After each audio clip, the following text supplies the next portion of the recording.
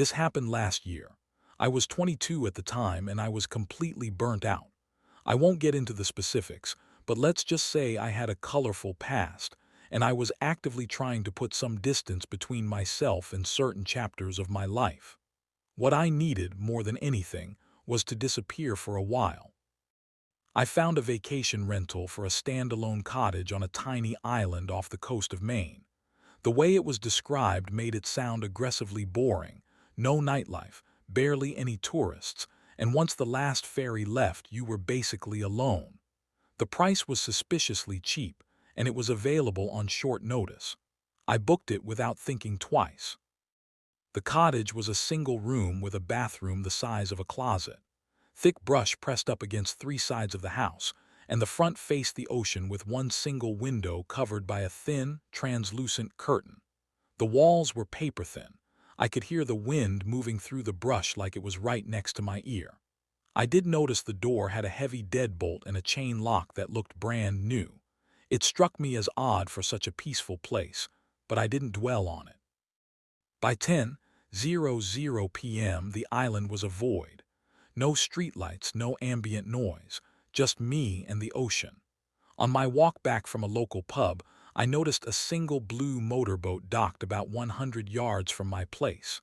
It stood out because every other boat I'd seen was a massive lobster vessel. I settled in, but then realized my phone charger was busted. My battery was at 5% and dropping. Since I had a physical ferry ticket, I didn't panic, but no one likes being stranded with a dead phone. I decided to just sleep the exhaustion away. I woke up at 3:00 a.m. to a sound that made my heart stop. Crunch, crunch, crunch, footsteps on the gravel outside. They were slow, long pauses between each step. It wasn't an animal. I shifted just slightly in bed and the footsteps stopped instantly. The silence that followed was heavy. I stared at the ceiling, paralyzed, until the sound returned. This time they weren't just passing by, they were approaching the door. A flashlight beam cut through the thin curtain sweeping across the room. I stayed as still as a corpse. Then the door handle turned, slow at first, then with more weight. Bang, bang, bang. Whoever was out there started slamming their shoulder against the door. The sound was deafening in that tiny space. My survival instinct finally kicked in. I jumped out of bed and crouched behind the door, grabbing a heavy glass lamp. Suddenly the banging stopped. The silence returned for a few seconds. Then a man's voice, calm, low, and terrifying, spoke through the wood. "I know you're in there, Leo." Hearing my name sent a wave of dizziness over me. I didn't recognize the voice, yet he knew exactly who I was and which cottage I had booked. For the next hour, I listened to him circle the house. He was taunting me, his boots crunching on the gravel near the bathroom, then the back wall, then the window. Eventually, the footsteps receded toward the dock. A few minutes later, I heard the unmistakable cough of an outboard motor.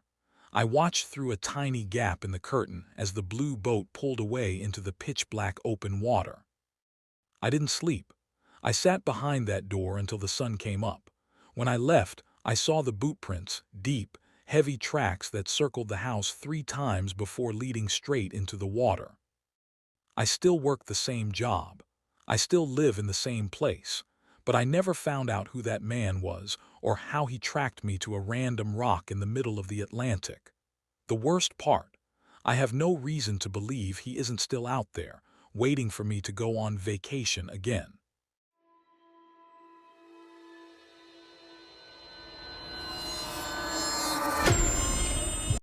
I'm a structural engineer. Years ago, I was finishing a thesis on concrete degradation in marine environments, which earned me a research permit for Hashima Island in Japan. You've probably seen it in movies. A tiny island off Nagasaki that looks like a battleship, completely covered in crumbling high-rise apartment blocks. It's been abandoned since 1974. Usually, you can only see it via a guided tour on a safe concrete path, but I had a permit to go inside the buildings. My escort was a guy named Takeshi. He was professional but clearly bored, constantly checking his watch. The scale of the decay is hard to describe. It's like a city that died in its sleep. Takshi stayed on the ground floor of one of the massive residential blocks while I went up to the fourth floor to check some rebar. That's when I noticed the dust. It was thick everywhere, but in the center of the hallway there was a clear path. It wasn't a fresh trail, but it was a permanent one, like someone had walked that specific route every single day for years. I followed it to a room at the end of the corridor. The first thing that hit me was the smell. It wasn't rot or mold. It was something chemical, metallic, and altogether alien. Then I touched the wall. It was hot. Not sun-warmed hot, but radiating a dull, internal heat. I ran back down to tell Takshi. His reaction was the weirdest part. He didn't look surprised, he looked annoyed. He told me it was impossible and that no one lives here. When I asked him to come up and smell the room, he flatly refused. He wouldn't even look me in the eye. As we moved to the next building, I caught him on his radio. He was speaking rapid-fire Japanese, his voice low and urgent. When he saw me looking, he tucked the radio away and said he was checking the boat's schedule. I knew he was lying. In the center of the island, we entered a taller block. Takshi hesitated at the entrance, almost like he was afraid to go in. We went up 5 floors. I stepped into a corner unit and froze. Against the far wall was a pile of clean blankets and 3 half-full bottles of water. This wasn't decades-old trash. This was someone's bed. I turned to tell Takshi, but the hallway was empty. He had vanished. Being alone on that island felt like having a weight dropped on my chest. My skin started to itch, that primal get-out feeling. I sprinted for the stairs we had just climbed, but when I turned the corner, my heart dropped. A massive pile of concrete rubble was spilled across the landing. It hadn't been there 5 minutes ago. Someone, or something, had blocked my exit. I ran down the opposite corridor, my boots echoing like gunshots. Behind me, I heard a door creak open. Then footsteps. Not one person, but multiple sets of feet stepping out into the hall. I didn't look back. I found a secondary, crumbling staircase and practically leaped down the flights. I burst out of the building and ran until I hit the dock. Takshi was standing by the boat, looking at the water. I was hysterical, screaming about the blankets and the blocked stairs. He just stared at me with a cold, blank expression. He didn't say a word. He just started the engine. I never saw Dr. Yamamoto, the man who arranged the trip, ever again. He stopped answering my emails, and eventually his office told me he had retired, with no forwarding info. Hashima is a World Heritage Site now, but if you ever go there, don't look too closely at the windows in the buildings you aren't allowed to enter. Someone is still living there, and they don't want to be found.